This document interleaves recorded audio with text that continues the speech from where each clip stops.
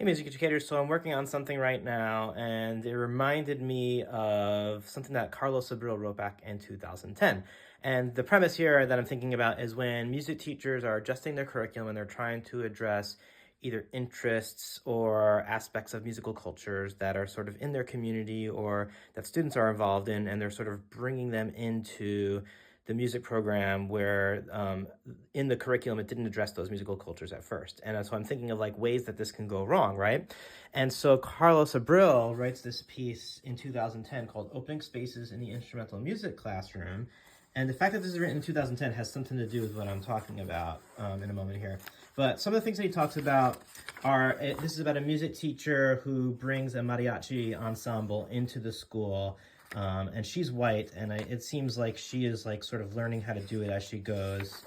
And a couple of issues that come up is in this this is a case study focusing on one of the students who is Mexican American, and she has this point that there are a couple of issues that she encounters. One is the repertoire, and in one case, the music teacher has the group perform a song that in the context of Mexico, it would be performed as like a happy birthday song, but it's performed at the sort of holiday concert. And all the other songs in the holiday concert are more specific to the holidays, whereas this is happy birthday. So it seems like out of context, decontextualized. The second issue that happens is the teacher has students work on a worksheet, and it's a cultural exploration worksheet. And this student feels like these questions are sort of really problematic and that they're very superficial, and they sort of lend themselves towards stereotypes and also essentializing the culture. And so that becomes problematic. And then there's another repertoire issue. This is the third tension here, where they are playing La Raspa, and the student is saying, like, this song is really disrespectful. People who understand its context are going to laugh at us. Some of the other students don't have issue with it, and it creates this sort of tension of whether or not the song should be performed in public.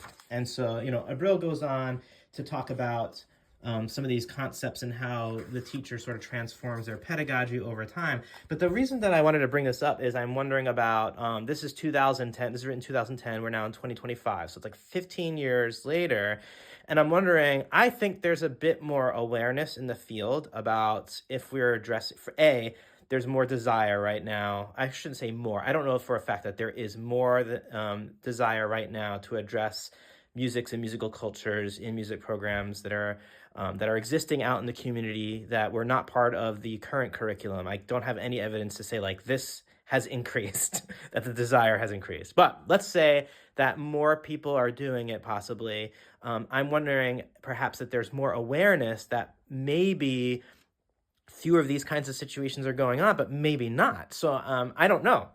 I'm curious about your perspectives of, have you been a person who has looked and sought to introduce or integrate musics and musical cultures into your program that you don't have expertise in? And have you thought through the kinds of tensions and issues that might happen? And if so, how have you done that?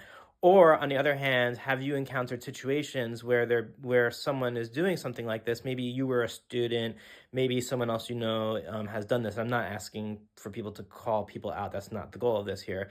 But when that has happened, what are some of the tensions that have occurred, and what do people do to sort of work through those tensions? The goal here, or what got me to the Abril chapter in thinking about it, is thinking through curriculum development and curriculum change, and how we sort of ought to think through these kinds of issues of when we identify musics and musical cultures that make sense to address in our curriculum and perhaps in our formal curriculum. We're making some curricular change.